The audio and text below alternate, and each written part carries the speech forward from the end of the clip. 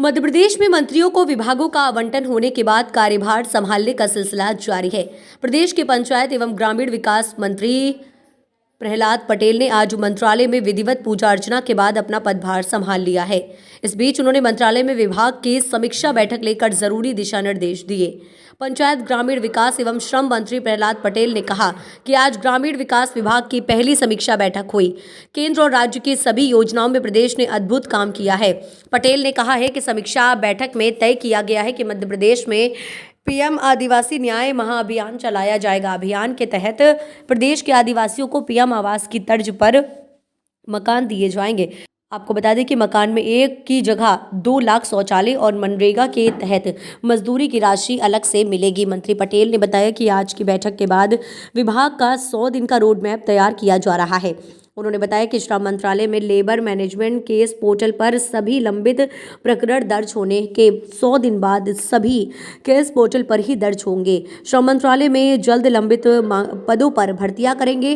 वहीं मजदूरों को कौशल प्रशिक्षण केंद्र के जरिए ट्रेनिंग देकर गति बढ़ाने का काम किया जाएगा। भोपाल के सभी इलेक्ट्रॉनिक मीडिया, प्रिंट मीडिया और फोटो जर्नलिस्ट, आप सभी का पंचायत एवं ग्रामीण विकास मंत्रालय की तरफ से और श्रम मंत्री का दायित्व होने के नाते श्रम मंत्रालय की तरफ से मेरी ओर से और मेरी राज्य मंत्री आदरणीय श्रीमती राधा सिंह जी की तरफ से मैं आप सबका हृदय से स्वागत करता हूं, अभिनंदन करता हूं। आज हम लोगों ने मंत्रालय के कामकाज को संभाला और ग्रामीण विकास मंत्रालय की पहले हमने समीक्षा की। मुझे गर्व के साथ ये बताने में खुशी हो रही है कि जो योजनाएं भारत सरकार ने अमृत काल के दौरान दी थी, उसमें मध्य प्रदेश सरकार ने, खासकर ग्रामीण विकास मंत्रालय ने, बड़ी महत्वपूर्ण सफलता अर्जित की है। अमृत सरोवर में देश में नंबर 1 का स्थान मध्य प्रदेश ने हासिल किया है और हमने 5,936 अमृत सरोवर बनाकर देश में अव्वल स्थान प्राप्त किया। जो दूसरा पुष्कर धरोहर है, ये भी तालाबों पर जल संसाधन के लिए किया हुआ कार्य है। इसमें लगभग 34,900 काम राज्य के भीतर हुए हैं। ये पुराने तालाबों को सुधारने के लिए था।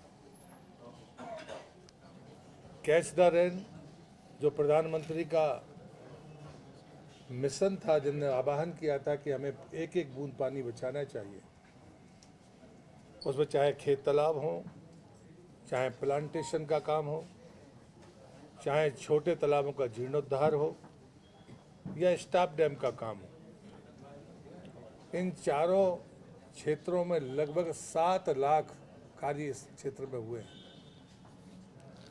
क्योंकि प्रधानमंत्री जी ने अटल भूजल योजना की भी बात की थी, लेकिन उसमें चूंकि सीमित ब्लॉक है, सीमित जिले और सीमित ब्लॉक है, और इसलिए ये जो कैच द रेन का काम है, ये आने वाली पीढ़ी के लिए बहुत महत्वपूर्ण काम है।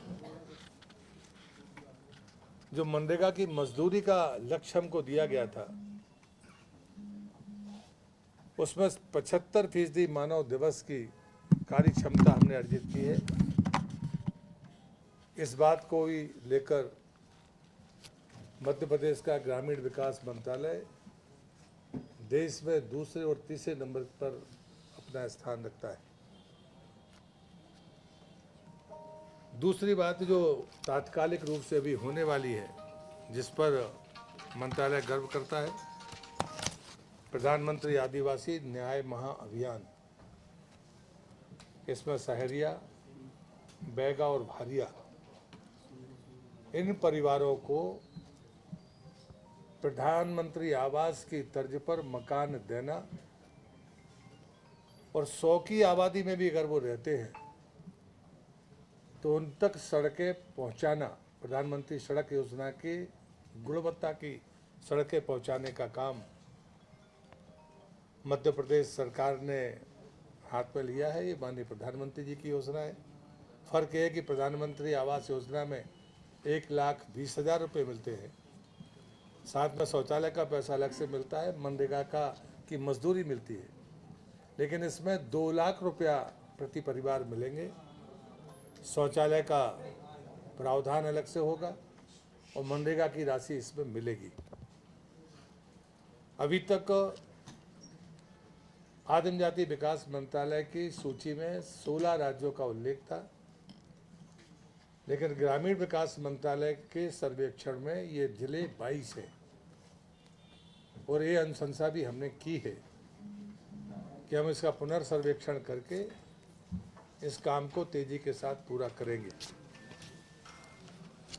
अन्य और भी काम हैं जिनका उल्लेख हम 100 दिन के रोड मैप के तहत आपके बीच में अगली प्रेस कॉन्फ्रेंस में हम लेकर आएंगे।